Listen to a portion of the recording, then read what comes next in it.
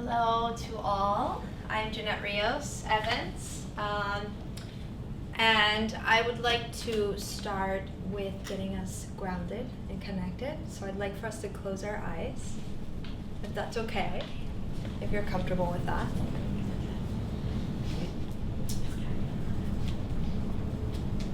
I wanted you to connect to your higher self right now, your higher guides, okay? And with the show of hands, okay, nobody's looking, I want you to ask yourself, do I really love myself?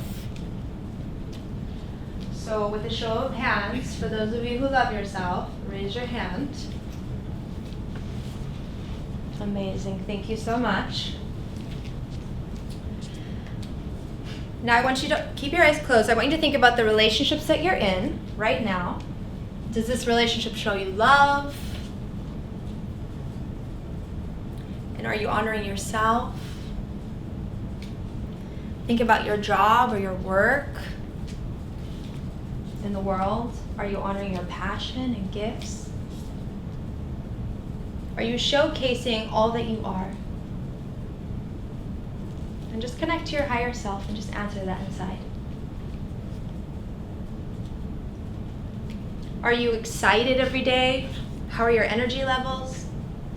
Do you have joy and fulfillment in your life? Just think about it for just a few seconds.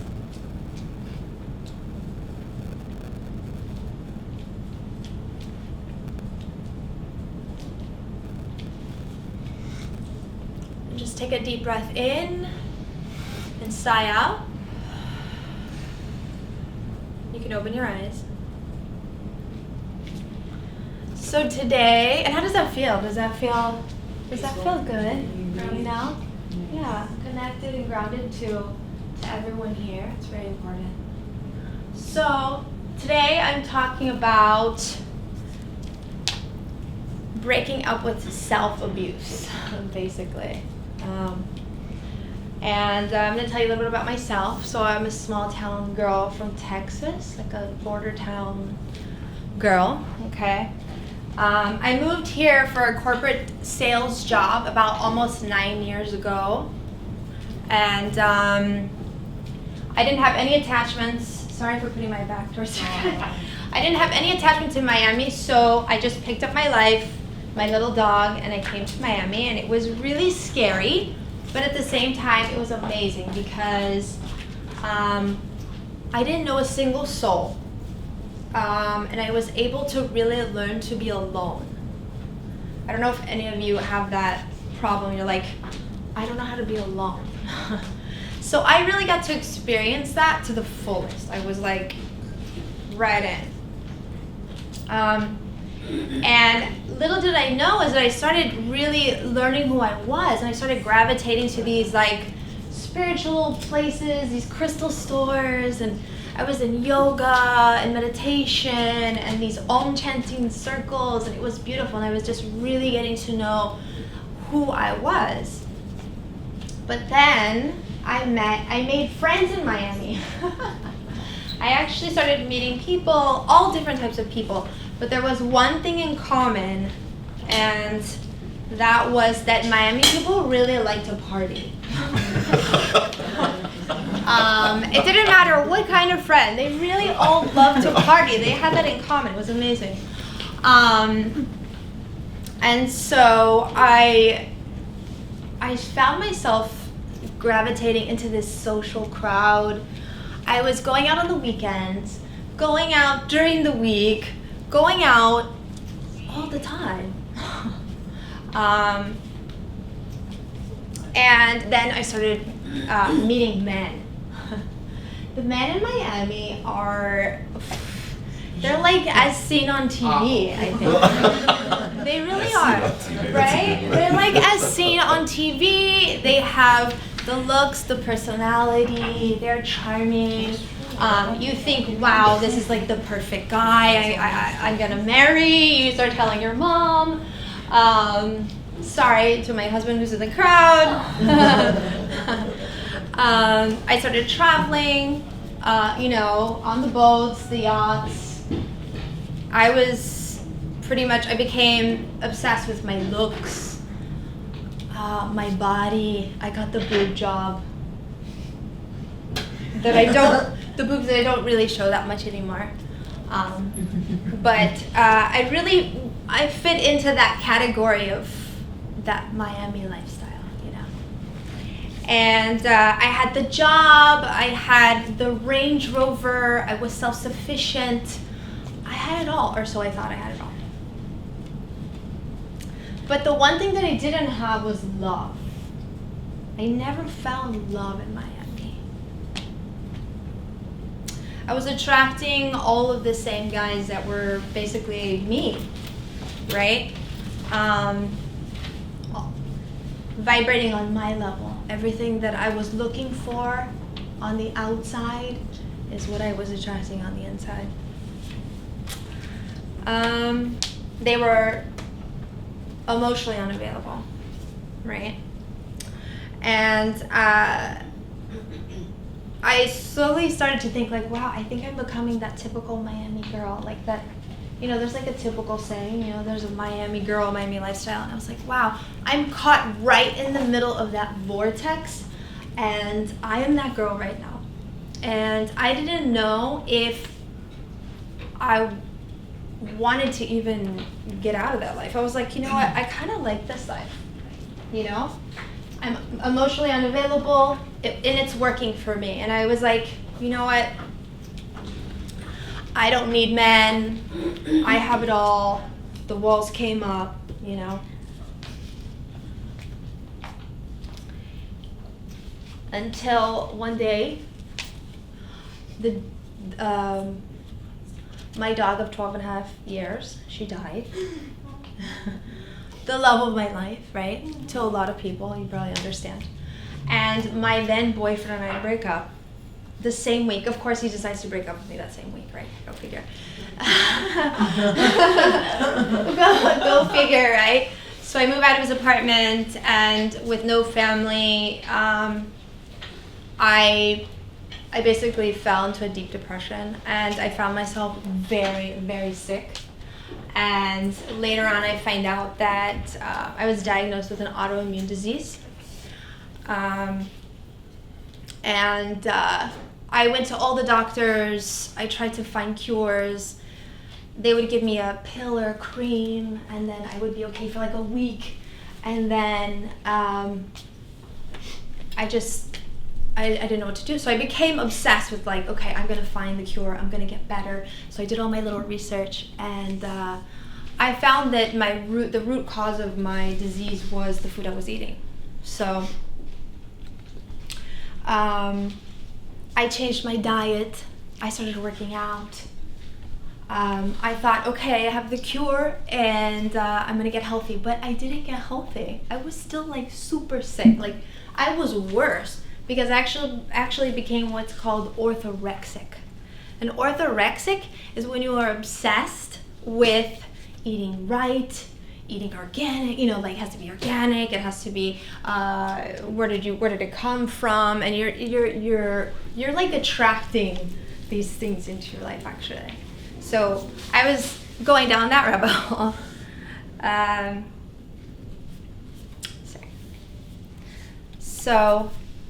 Sorry, I have it back. So then one day I was just online, I stumbled across an ad that says become a health coach.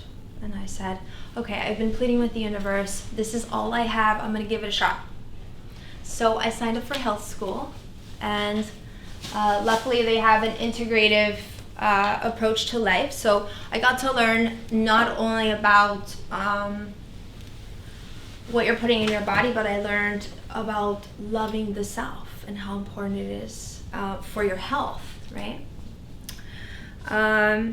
And I realized that it takes real life work. It takes healing yourself is the process of loving and honoring who you really are. And I had been doing the complete opposite at this point. I thought having the guy, the career, the body would bring all the love into my life. I was basically just looking externally for everything. And once I learned that, I was able to cure myself. I cured myself from my disease, finally, right? I learned to love my disease. Instead of waking up and saying, like, I'm a victim, poor me, I have this, I have that, I hate myself, I was like, you know what? I love my disease because it brought me to health school, because it brought me to loving myself. I love all my imperfections, and that's how we really love ourselves, right? Can we get an amen? Amen. So it was like I had found like that new freedom, and I felt so good about myself. And so then I started to manifest the right people in my life. I did meet another man, a spiritual man, more lessons to come. I met amazing friends, amazing people who have story to share, inspiring people, healers. It was a lot of work, a lot of inner work, but I was still in the corporate world. So everything was starting to align, yet I was still in this corporate life where I felt like I was under a microscope. You know, everything that I would do, they were watching. I had to be working for someone else with another purpose that wasn't mine. And until one day, well, I was scheming, like, you know, how can I get out of this? How can I get out of this life? You know, I was just waiting for the opportunity, waiting for the day. Well, again, whatever we're thinking about happens. So they call me into the office one day. My boss sits me down, and he's like, "You're fired." And he said that your relaxed Zen life doesn't work here anymore, and you just don't fit in. And I was like, I don't fit in. You're right. I really don't. And you know what? These people were my family for almost 6 years. They were almost my family for 6 years. They didn't give me severance. It was basically like, you're out, just like that. It hurt a little, you know. I'm still human. It hurt. I allowed myself 2 weeks to get over it. But it was the most beautiful thing that could happen to me. And again, how can I put gratitude on the things that have happened to me? So since then, I've gotten pretty deep with training. I've done a lot of retreats. I've plant medicine, meditation, breath work, you name it, I've done it. I've dove really deep into my spiritual growth. Yeah, I'm a full-time transformational life coach. I've reconnected with my gift of singing. I do medicine and music as well. I run a Sacred Sister Circle in Miami, which I invite all of you to come for free on August 13th. And I not only did all of those things, but I met the man of my dreams, finally. And I got to marry him 3 months ago.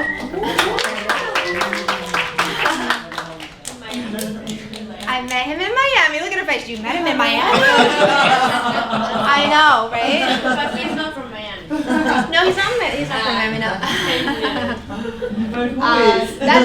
That's another break of like a boss woman or group. But yeah, you know, we share the same mission, the same purpose. He works in retreats, so I get to co-facilitate in that as well. And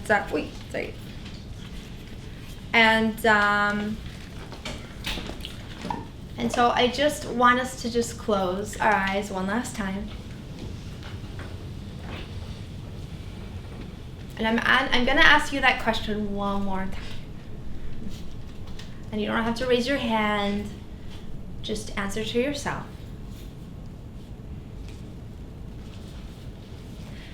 Do I really love myself?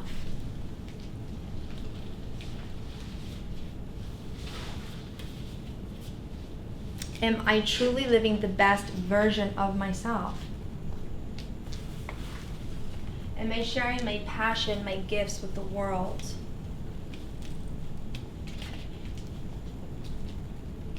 And take a deep breath in And release.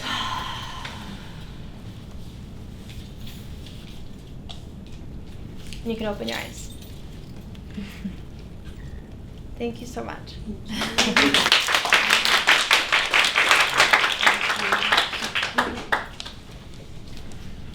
Okay, awesome. Thank you so much, Janet.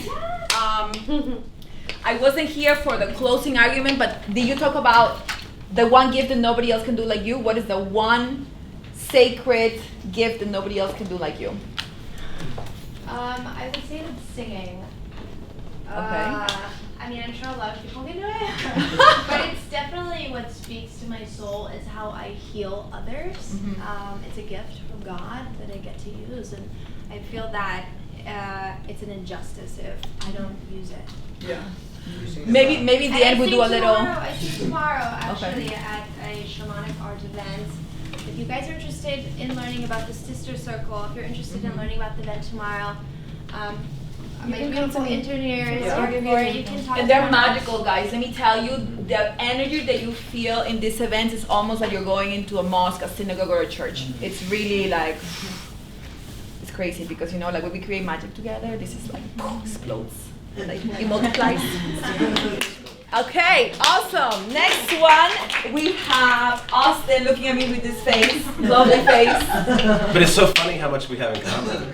I'm sitting here going, that's like my Oh my god. Well, when you vibrate in this level, we have a lot of things in common. We vibrate at this level, Austin. Okay. Okay, cool, awesome. Do you mean standing up or sitting down? You know. Whatever you want, the stage is yours.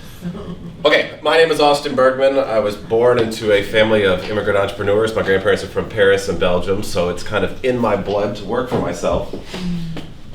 Growing up in Richmond, Virginia, I always knew that I was gay, and I just never did anything about it. Guess I had friends in high school, blah, blah, blah, blah, blah. Well, I met a girl in my senior year of high school, and she looked just like Marilyn Monroe, so who wouldn't? So I started hanging out with Heather, having fun with Heather, and she was leaving to go to Pratt Institute in New York City, and I was going to a small culinary school in Richmond, and I needed to move, so I wanted to move out of my parents' house, so I bought my first house, and my realtor kind of lied to me throughout the entire process, and I was like, if this guy can do this, we can do this. So Heather and I immediately got licensed about 30 days after we closed on the house, and we just were the hottest, cutest couple in Richmond, Virginia, getting into real estate. So everybody started flocking to us. We were selling hundreds of thousands of dollars worth of real estate at 19 years old. So of course we dropped out of high school, and we immediately skyrocketed to the top of the most privately owned company till, what's his name? Warren Buffett. Warren Buffett just bought them. And so we started our own company in 2008. We also got married. Hell, I've been dating her for 5 years. She knew we had open conversations about me being gay, and we ended up getting married. We had kids, and offices came, and it was, I guess at the end of it, 13 offices. We had about 250 agents. It was a very large company, but I was not being true to myself, you know? Zillow and Realtor.com started coming to us with other organizations around the US saying, somebody's got to go speak. We want you to talk to other associations. So I got on that path, which flying around the US, talking to other realtor associations, and teaching their agents, talking to them how to grow a company by referral. So it was a lot of fun. But I was not being who Austin was put on this earth to be. And as I got older, the harder and harder it was to hold in. And I guess we had bought an airplane about 5 years ago, and I had to bring it down here to Pompano Beach to get trained on it. I'm also a pilot. I would fly myself around. I found Wilton Manors. Y'all know Wilton Manors? Heard of Wilton Manors? Never heard of it before in my life until that day. So Austin went and had fun, okay? I went home and I immediately told my wife. I said, hey, it's time for me to go be who I need to be. So she was fine with it. We were talked, whatever. And about another year went on with it, and I was on a path of destruction, if you want to say, because I was getting to the end of my wit's end. It was hard to hold it in. It started leaking out in the Richmond market. Everybody started knowing. So it was kind of an embarrassment. It kind of wasn't an embarrassment. And I had walked into our office October of 17 to getting fired. she slid termination papers in front of me and said, it's time for you to go be you. And I'm going to buy you out of the entire organization and all of our real estate holdings and I will pay you 50% of it as long as you sign every single thing over, including custody of the kids, and you leave. So here I am, about 2.5 years ago, having to reset my life. Going from making gazillion dollars, having the beautiful bride, the big house, the Cadillac Escalade, the private plane, all of it, to a duplex in Hollywood with all my shit in the back of a Cadillac. But you feel happier, right? But I'm sitting here going, this is really my life right now? I have money and Escalade and all my suits, but here I am. So I was blessed to meet an attorney down here that his ex-husband is a business partner of mine, and we sell high-end luxury real estate now in Fort Lauderdale, Florida, and I absolutely love it. And I can actually be true to myself and be me and really just do what I want to do. And I'm very scared about where I'm going, because once you can finally be who you are, you can unleash things you never knew you could possibly do. So I'm down here about 4 months, and my dad calls me and says, you need to come back to Richmond, your mom is not doing too hot. So I show up, and my mom's from Hattiesburg, Mississippi, and she talks like this. So they left me in the hospital room with her, and I couldn't take it, because I just went through this. My mom is now passing away. So I leave, and I go to my favorite little coffee shop, and in walks in this guy, and he goes, how you doing? And he's sitting in the back of the room now. So I bring David down from Richmond, and this is the first guy that I've actually really dated, and it's actually cool. It's actually cool to actually have a relationship that you love somebody and you care about somebody, and it's just, you're excited to go home. Yes, working beside your spouse. I'm not pro-divorce by any means, but if you were in a relationship that you know is toxic, get out now. Just get out now. Let it go and get out of it. Because it's going to do nothing but drag you down. It's going to drag yourself down, your motivation down, your health down, everything. It's just going to drag it down. So I guess I'm here tonight to tell you guys that story. Be you, be true to yourself. You know, you be able to take your level into whatever you do for a living at a higher level, as long as you can actually be true to yourself. So.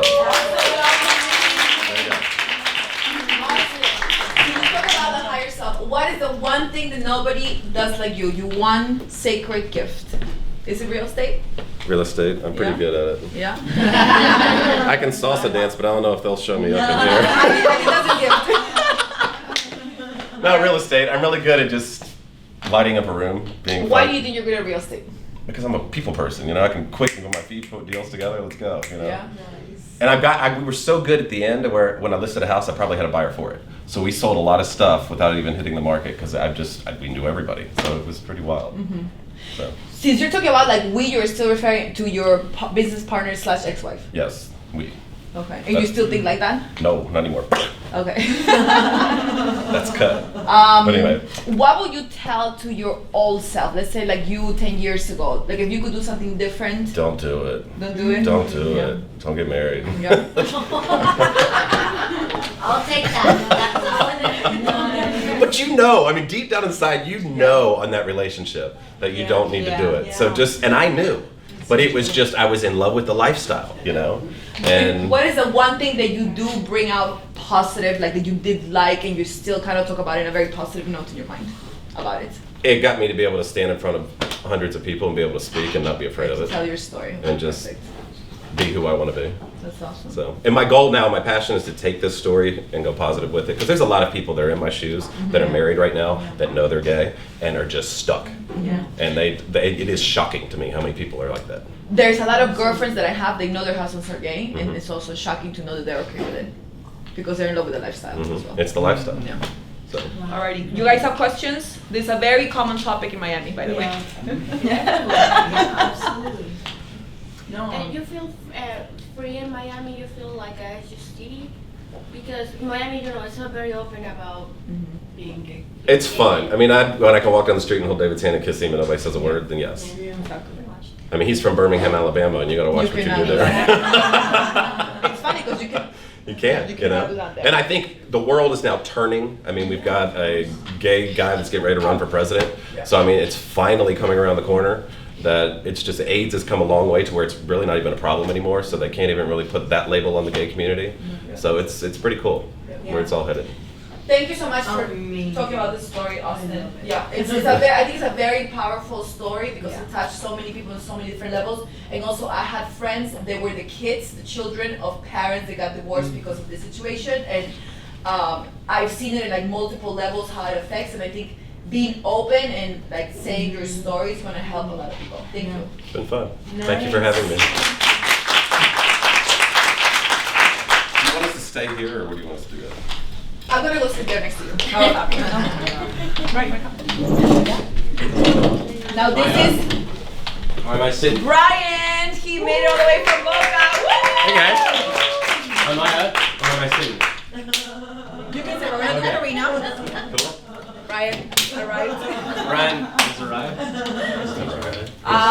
This is Karina. I love your story because we just did a little clip before that talks about the relationship with sugar and your feelings, and I have a big issue trying to break up with sugar and I can't, so I'm gonna have Karina help me do that.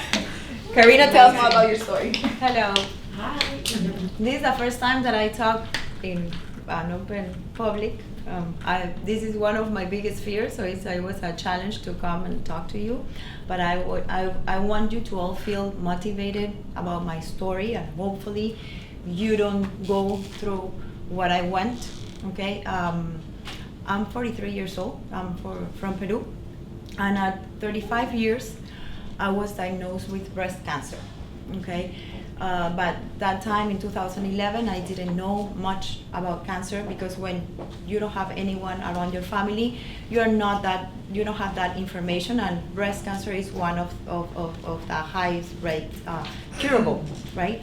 But you know, you get all this feedback from the doctors that they want to scare you and all of that, but I follow what I felt in that moment. I didn't do chemo because they didn't require me at that moment, only hormonal therapy, which was taking pills.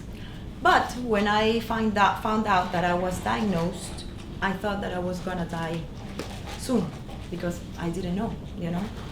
I didn't know what stage I was, and I was married that time. But in my life, it was a lot of negativity. I was stressed all day. My ex was very jealous. He had a OCD, obsessive compulsive disorder, that I discovered after. And all this negativity, and I remember when I was diagnosed, when I was working, I look back while I was driving to my house, and I look back to my life, 3 years, and I saw what is the positive of my life through all these years. I mean, I was losing myself all these years, suffering, crying with a person that didn't appreciate me, or friends that they were very toxic, things like this. And I said, I'm not gonna let this get into me. And the first thing that I did, it was break up my relationship with my current husband. And then I started meditation, and I began to take care of myself in a healthy ways, doing juicing, all of that. So everything went well. Time passed, 2, 3, 4 years, and then I had the cancer came back. And that's when the doctors told me that I was gonna die in 1 year. And that if I didn't do chemo or radiation, I was gonna pass. And I have two kids, a 10-year-old and a 3-year-old. And I remember talking to my oncologist, and I will tell him, if you tell me, and I would like to share this with you, because if you have a family member that is going through this, a lot of people don't know, okay? I asked my oncologist, if you tell me, or if you give me a percentage that the cancer is not gonna come back, how much is the percentage? And I will do the chemotherapy and all that. And I don't know if you guys know, but chemotherapy and radiation can cause you a secondary cancer metastasis. Your immune system goes down. You're constantly in the hospital receiving transfusion. And at the end, if you see people that have been going through that treatment, at the end, they pass away because of infections, other things than cancer. cancer mutates with these two treatments. And I remember my doctor in Baptist will tell me, do you think that this is Walmart, that you can pick and choose what you want? And I say, yes, because it's my body. And I decide what I'm gonna put inside my body. They will call me every day. You know how much they make, they try to charge the insurance and everything? Almost like 500 grand, like that. It's ridiculous for the money, and they will call me and make me talk to another cancer survivors to convince me. So that's when I found out about this website, The Truth About Cancer, and it's everything natural. You can cure yourself natural, and everything is here in your mind. If you're not positive, and if you let negative thoughts, your immune system is gonna go down. You have to attract positiveness. Every time, I think I became a resilient person. I learned from that, and from that experience, I turned it around. I pivoted to a positive outcome. I break out that relationship that was causing me so much pain, all these friends, and all these toxic things. And now I'm into sports. I try to motivate my own friends or families, or tell them to call me. And like I said, you can go to The Truth About Cancer, and you will find these stories that you can heal yourself. But the first thing, how I cured myself, I said, I'm not gonna die. I'm gonna overcome this, and I live my life every day like it's the last day I'm gonna live. And that's, you have to try to be, as happy as possible. I know sometimes life gives you so many hard things, but I think the universe sometimes gives you those things to learn, or some relationships that you're in that is not progressive, and it takes you away that person that maybe you can be suffering from an ex or something, but you were not growing with that relationship. So that's the universe that takes you away so you can grow with somebody else or you in your life, So that's my story, and I wanted to share that with you.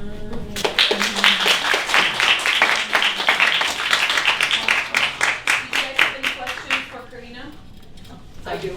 Yes. Oh, about the sugar, right? We were talking about sugar, feelings. I am an emotional eater. I'm trying to break up with sugar every day. If you hear, I am too. I have to, I admit it, but while I was sick, while I was in treatment, I didn't talk to you about the immunotherapy. First, sorry.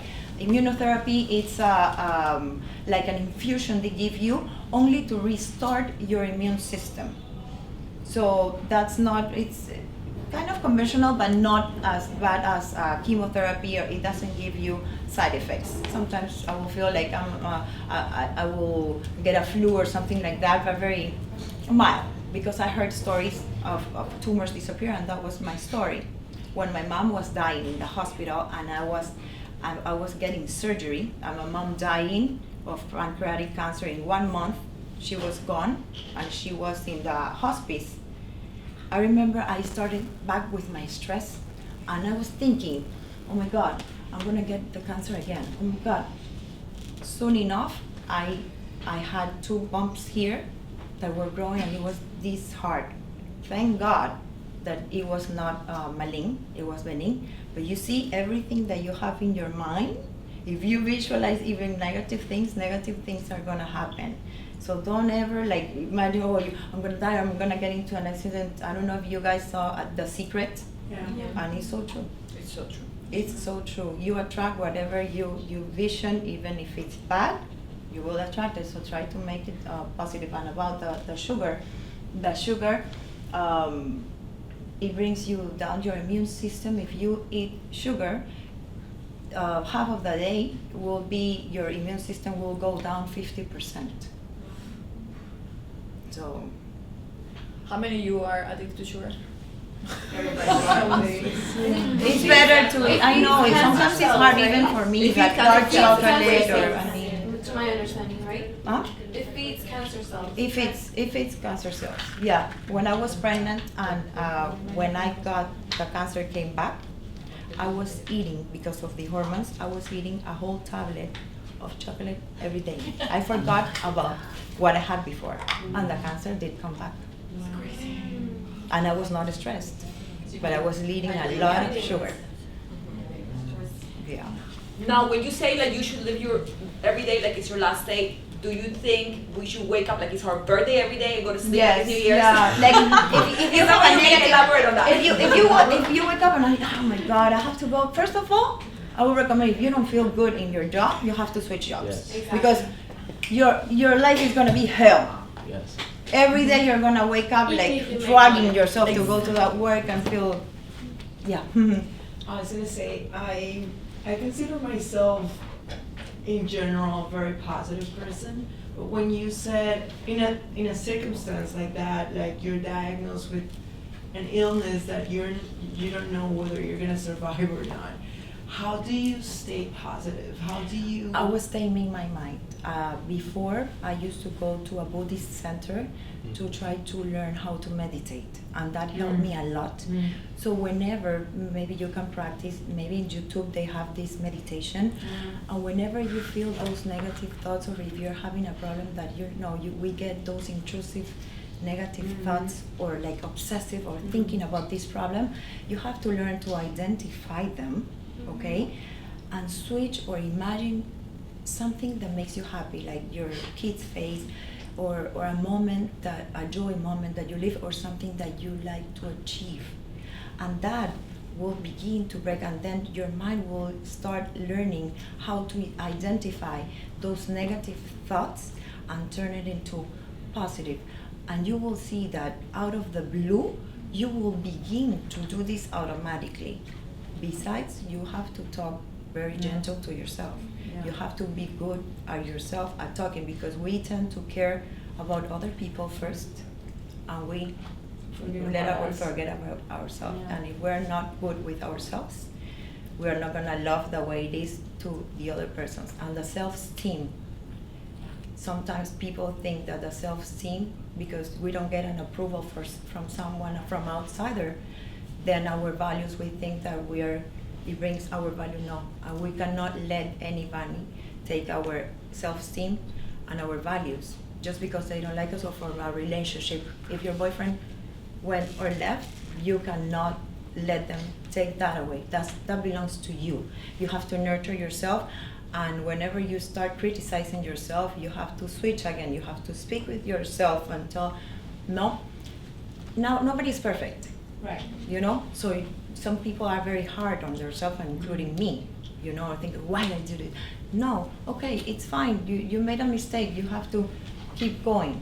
Don't dwell in the past. When you begin to dwell on the things or negative things, then you're gonna get depressed and all of those things. And that's how I learned. Every day that I will remember that I had the illness, I would say, no, I don't have anything.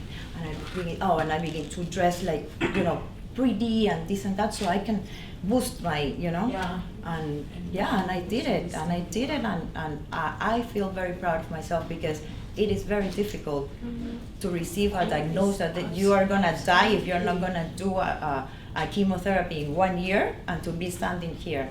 How long has it been? And also, if you want to post things of your happiness in Facebook, sometimes people are envy and they criticize you of what you put.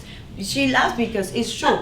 And people, you go out every day. Yeah, I'm living my life. It is my Facebook, and I want to share my happiness. Yeah, because that's an everyday thing. Yes or no?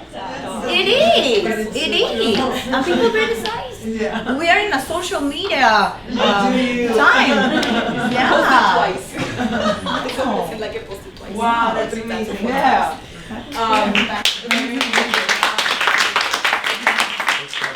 Guys, before I forget, I think I had this conversation with several of you before. The same way you take showers every day, you brush your teeth, you eat, right? You spend money in makeup, you spend money in your hair, you do your nails, you really dedicate time, 1 hour for the gym. How many of you are dedicating 1 hour for yourself and self-development? And not just that, inspiration and motivation should be a daily thing. I personally started with once a day, now up to 3 times a day, and that's why my head is so big sometimes, but you know what, I'm okay. So include that into your routine. It should be like the gym, like the diet, like your nails, your hair, your makeup, every day, like taking showers, or do you take showers only once a month? I hope not. Alright, thank you.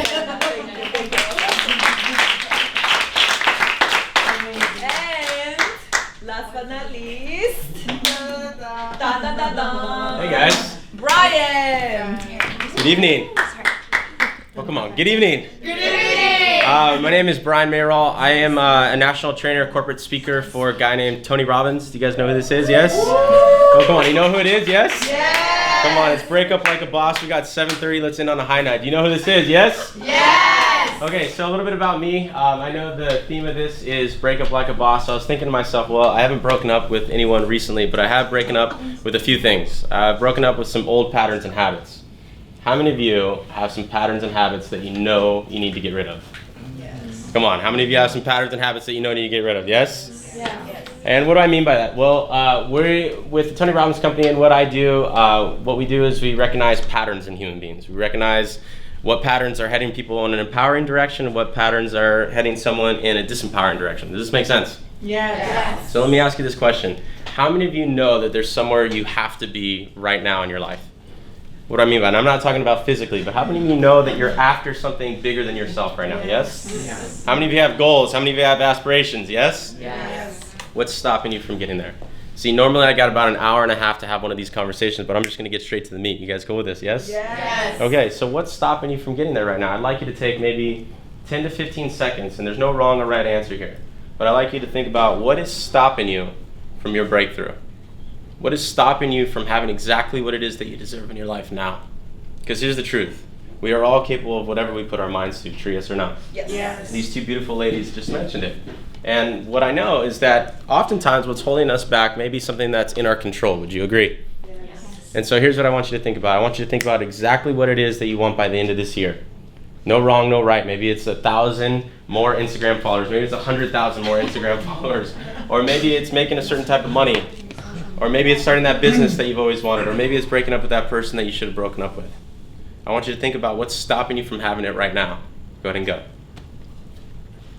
Ponder for a sec. Okay, cool. You guys got some answers, yes? Guys and gals got some answers, yes? Yes. Okay, by show of hands, who's got an answer? Yeah. Boom, Pignon. What do you got? Just taking action. Sure. And stop, I don't know, I guess finding the wrong reasons not to do it and just taking action. That's pretty much it. I hear you. What's your name? Stephanie. Stephanie. How many of you in life have ever gotten to a point and you failed to take action? Say yes. Yes. What's the worst action someone can take? No Not action. taking it. What's the worst action someone can take? No action. We call that procrastination. That's like hitting the snooze button when you wake up in the morning. What else? What stopped you? What stopped you from getting to the next level? She said the F word. Fear. Yeah. How many of you have been fearful at times? Yes? Yes. How many of you ever gotten to somewhere you're like, I want to do it, but I just can't? Yes. Or I know I should be doing this, but I just can't. Yes? Yes. Fear of success, fear of failure, fear of saying no, fear of saying yes. Yes or no? Yes. That's what we're talking about. What else? Fear change. Change. How many of you fear that the uncertainty of something new happening, something that you can't control? How many of you have that? Yeah. Okay, perfect. And so what I'm trying to recognize now is those patterns and habits, oftentimes the things that we mention in our life are things that are resources, right? Whether it's our time, whether it's our money, whether it's the actions that we take, whether it's the fear, these are feelings, these are resources that we can tap into. You guys all see what I'm saying, yes? Yes. Here, do me a favor. Hold your hands apart 6 inches. Perfect. Do you rub your hands together? Gabby's like fired up. Okay. That is a massive 6 inches. Nice. Okay. So she's thinking math. There you go. Good for you. That's awesome. Here's what I want you to do. When I say 1, 2, 3, go, clap your hands together.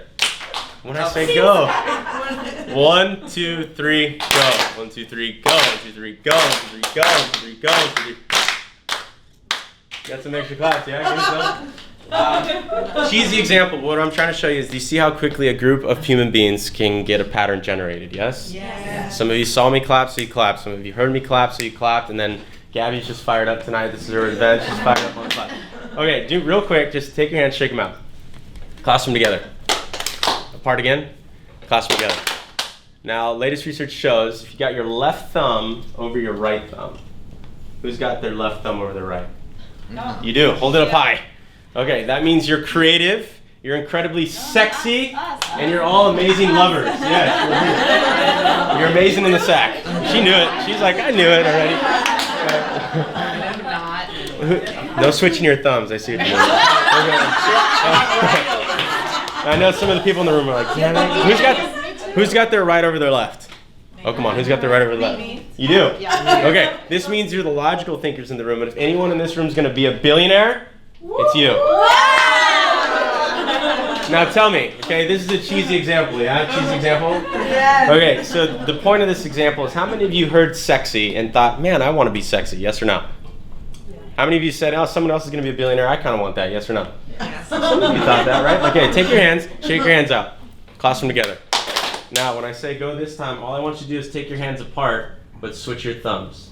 But before I do, wait, I forgot to ask, did anyone have their thumbs side by side like this? No. You did? That means you're sexy and you're smart.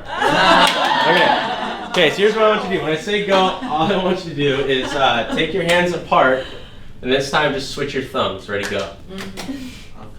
How does that feel? Weird. Come on, how does it feel? Weird. Weird, awkward, a little bit uncomfortable, yes? Yeah. See, what these amazing human beings just described is some of the patterns and habits that get in our life, and sometimes changing our patterns and habits can feel awfully uncomfortable, yes or no? Yes. But oftentimes breaking up or saying yes or saying no for the first time and breaking that pattern leads us in the direction that we want to be. Do you guys all feel this, yes? Yes. So investigating what these patterns and habits are, right? Oftentimes human beings, 91% of what we think about on a day-to-day basis are the same consistent thoughts. That means we only have 9 to 10% of free will thought. What does that mean? We're the only creature on this planet that can think a thought, get pissed off. That can think of something in the past and still get pissed off. Do you know what I mean? Yes. How many of you have been pissed off just today, yes or no? Of course. You can tap into these resources. And so what I'm offering to today, why do I tell you this? Well, since it's Break Up Like a Boss, I've actually never told this story before. 4 years ago, I was partying my ass off.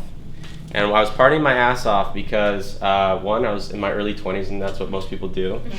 And some people are still doing it, I can hear. Okay. And I was in a career that didn't serve me. So the one thing that I can say that I broke up with was my old career, my old patterns and habits. And I was a school teacher. And you may be thinking, well, nice career. Absolutely not. I hated it. And I knew after the first week or two, I don't hate kids. Like, I love people. And I love making an impact, but it wasn't the type of money that I deserved, and it wasn't the impact that I was capable of making. Does this make sense? Yes. If you're a teacher, there's nothing wrong with being a teacher. What I'm saying is it wasn't for me. Cool? Yeah. I was a school teacher. And I knew after 2 weeks that was not the career for me. I went into teaching because my parents are teachers. Ring a bell? Yeah. So I was in this career for 4 years. Making no money, spending all the money. Making no money, spending all the money. Could you imagine, yes? Yes. Vegas like every other week, no joke. And I was partying my face off, and what developed for me was kind of an addiction for the weekends. Does this make sense? Yes. I hated Monday mornings, and I was looking forward to Friday night. Yeah. Anyone been there? Yeah. Anyone still there? Yes. And so, hopefully, I know this can be intense, but hopefully it's a good wake-up call. And so I was there for 4 years. And in that place, I started to recognize I'm a very happy, upbeat guy. I'm intense. I like interacting with people. And what happened after year 3 is I became the opposite. I became someone who, like Monday through Friday until like Friday at 10 p.m., I was in my bed. I started picking up fast food every day on my way home from work. Del Taco, the number 3. No joke. This was in Orange County, California. I lived in Newport Beach. And I would pick that up and I would watch SportsCenter, fall asleep. Watch SportsCenter, fall asleep. And that was my routine. I was living for Friday and Saturday night. And what ended up happening right there is the first time in my life I lost some thoughts. I started to lose control of who I was. Does that make sense? Yes. I started going out to things like Coachella and things like that, and I had a very bad experience. I'm sure you can imagine what that experience was. And it scared me to death. Like literally for 6 months, I lost my biggest strength, which is connecting with humans and understanding what makes people tick. I became a person who was bedridden for probably about 6 months straight. I would go teach and I was nervous every day. Nervous of my own thoughts, nervous of waking up, nervous of where I was going to end up with my life. Does this make sense? Yeah. And I lost control of who I was. And the reason I equate all that is because of this. I was incongruent with who I was. You see, I knew I was capable of starting my own business. I knew that I wanted something more. I knew that I could make a grander impact on this world, but I wasn't living it. Anyone ever been there, yes? Yeah. Why do I tell you this? Not to get you down in the dumps, but hopefully I can relate maybe to someone in this room. And it took a very good friend of mine. His name's Chandler Perot. 2 years younger than me. More successful than I was at the time. And Chandler sits me down after one of these long bender weekends, okay? Sits me down, he's like, dude, what the fuck are you doing with your life? Like, what are you doing, man? Like, you spent 4 years in this career, you complain about where you're at. You complain about the results that you're getting. And you're not yourself anymore. Enough. It's time to wake up. You're made for something more. Now, it was very graphic, and I almost fought Chandler at the time because I was pissed off. It was the very wake-up call that I needed. Chandler introduces me to his dad. His dad's name is Michael Perot. Michael owns a house in Laguna Beach, California, overlooking the ocean over the cliffs. Anyone ever been to Laguna Beach? Yeah. It's my first experience of touching a dream. It's my first experience of going into something for the first time in my life and being like, wow, that's awesome. That's something that I want. And so I got really excited. I started asking him all these questions, like, how did you end up where you're at in life? How did you get success? How did you get this house? Like, how did you end up with a beautiful wife and you're happy in your life? And he started feeding me with like, hey, Brian, there's this thing called self-development. There's these things called patterns. There's a thing called limiting beliefs. And you might want to start tapping into yours. And so from that point forward, I started going to the library every single day.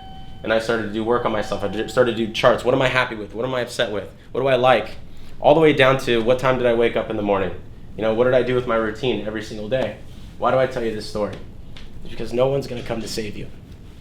You know, there's times in people's lives where they come up and talk to you and they give you that moment. And maybe this is that moment for you. But they give you that sense of like, you know what, I know I'm capable of more, but I'm not doing anything about it. And then from there, you got to put the work in, like these individuals have done. And so from that point forward, I found Tony Robbins, and that's what kind of saved my life. And when I say saved my life, it saved my life. I decided to quit my job. I had that talk with my dad. For some reason, I had in my head that my dad was going to freak out the fact that I chose a career different than his. Anyone have that? Like those stories in your head? Yes? Yeah. Those are patterns and habits that we tell ourselves. And so I had the conversation with my dad. I quit my job, go into business with myself, and now I travel the country. Just moved to Miami to do these speeches for Tony Robbins. And the reason I tell you this is I was just trying to relate to, you know, breaking up with something in your life. And oftentimes it's just breaking up with a few patterns and habits. Let me relate this back to teaching and then I'll shut up. So in teaching, the reason I didn't like teaching is there's 45 kids in a class. 45. Okay, and there's always that one kid in class. You guys know what I'm talking about, yes?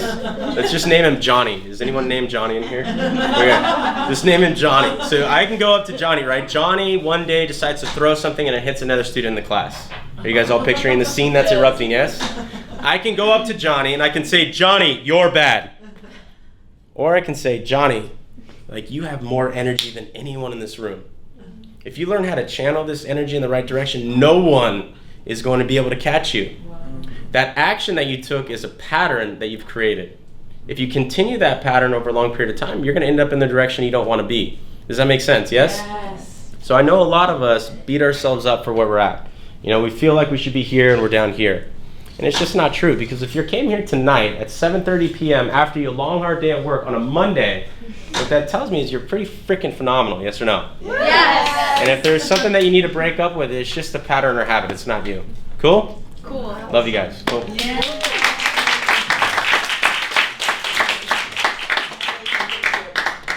Brian, what is the one thing that nobody else can do like you? What is the one gift? Party. Yes. Tequila shots. Tequila shots. No, I really think that I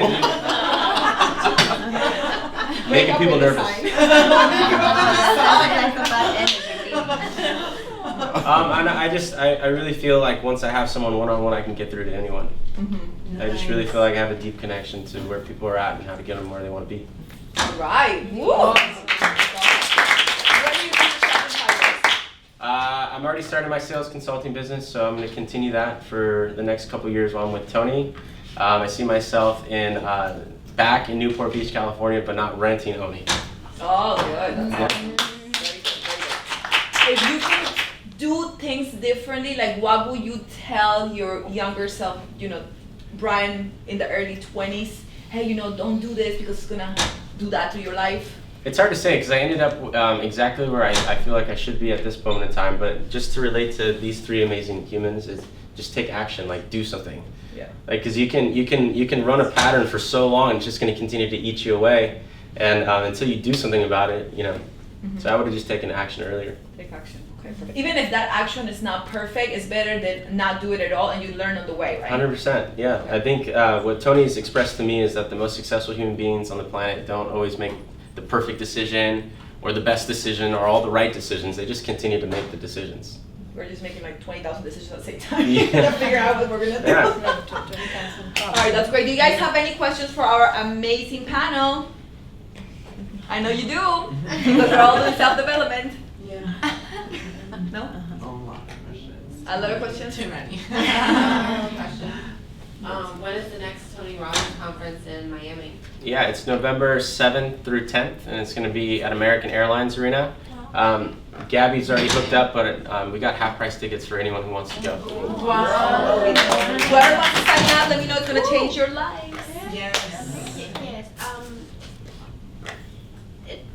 In my case, I never have somebody to tell me, to give me that shake, like, Yes. wake up. Do you feel like maybe you have that shake before, but you didn't hear it, 100%. right? Yeah. Maybe it was the right time when you were able to listen to somebody else. If I could ask you one question really quick, do you feel like you need a shake? No. Okay.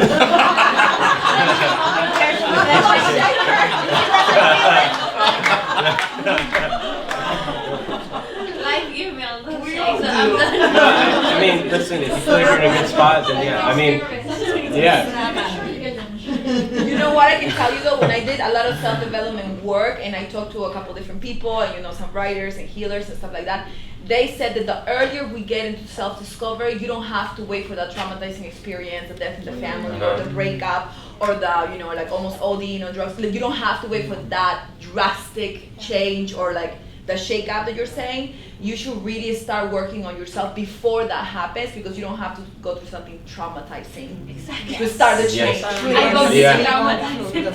Don't wait for the traumatizing change. It's late for that. Yeah. The human brain's pretty amazing. Like the body doesn't really know the difference between like pure imagination and like reality. So like the human brain, like we can think thoughts and get pissed off. Like if I ask you guys all to close your eyes right now and think back to a moment in your life where something happened that should not have happened, you can feel that emotion, yes? Yeah. And so we can train our brains to like push and pull fear and doubt and all these things to propel us in a certain direction because motion is created by emotion. Yeah. So if you can create those motions, you can. Actually, one time in the airport, I met a guy from Peru, and it's a long history, but at the end of the day, he says it's ¿cómo se dice? I don't know how to say it in English. Es como él hace reprogramación neuronal. Reprogram, like neurological reprogramming. Something like that. So for me, sometimes I think. Was he at least cute? What was the point? He also do hypnosis. Yeah. I think like through your So words. I didn't. I was like, okay, whatever. But sometimes And then he it's so gave me true. an example. He says, I will tell you how that works. I don't know if you're gonna hear the whole history, but he made me remember something what really stressed me. And it was something ridiculous. I was walking in Lincoln Road in Halloween. So one woman, I don't know, with two kids was walking with a big car, baby car, and with two babies, 11 p.m. at night, full of people drunk. So I talked to my friend, I said, how can that woman be walking here at this time of the night in Spanish? And she hear it. And she turns to me and she says, baby, you can 7 months. And I tell him, okay, I don't have nothing traumatic in my life, but that success make me feel sad, guilty, and I hope I can delete that for my life. And he says, I will prove it to you. And Yes. he did that experiment. He made me think about it. and then he made me replace that moment with Yes. a good feeling. Yes. And That's it what we works. were saying. Exactly. It's unbelievable. Yeah. And Yeah. now I do that every time. For example, if I am about to fly and I feel like I want to lose the flight, I try to don't think about it and I exchange for a Yeah. positive Thought. thought, and that really works. Yeah, that's Beautiful. Yeah. And how you talk to yourself also matters, Yes. like what Karina was Exactly. saying. You have to How do you Yeah. replace the words that you use to yourself and to treat, like, to replace and to change the feelings? Like, for example, like you said, if I'm super, like, I feel super guilty, you have to ask why I'm feeling super guilty. I'm gonna make this fear my bitch. So then when you overcome that, then you feel different, right? Because you dominated that. So you have to just go full throttle and dominate that fear that's making you feel guilty. You always have to ask, like, Exactly. why? And we you know? women have that habit to think about it, and 3,000 times think about it, and you hurt yourself 3,000 again. Yeah, but you have to remember when you, for example, when you put when your kid behave bad and you put them in timeout, you're not gonna put them in timeout forever. And we tend to do that with ourselves. Yeah. You know, to like, oh, I did this. Why? Okay, you had your moment. You Yeah, and it's done. did You that to cannot yourself, still but not fix it. always. So that's why you have to break that pattern. Okay, I have to let it go. I made a mistake. Okay, but it's not that you're not gonna be in timeout forever. It's yourself. You're doing a bad for you. Disservice, yeah. Yeah. And also, how can you put love and gratitude on the experience, right? Like, how can I take that experience? What did it teach me, right? Maybe next time I'm Yeah. gonna keep it to myself. Maybe I don't know her situation. Yeah, exactly. Maybe I don't, you Maybe know. she wasn't the one Right. there neither. you Maybe know? she wasn't raised the way I Exactly, was yeah. raised to think. So it just, you put it all into perspective, put love and gratitude on every single thing you do. And what you were saying is that's healing on a quantum level, changing the vibration, changing the way you feel about it. And I do that work as well.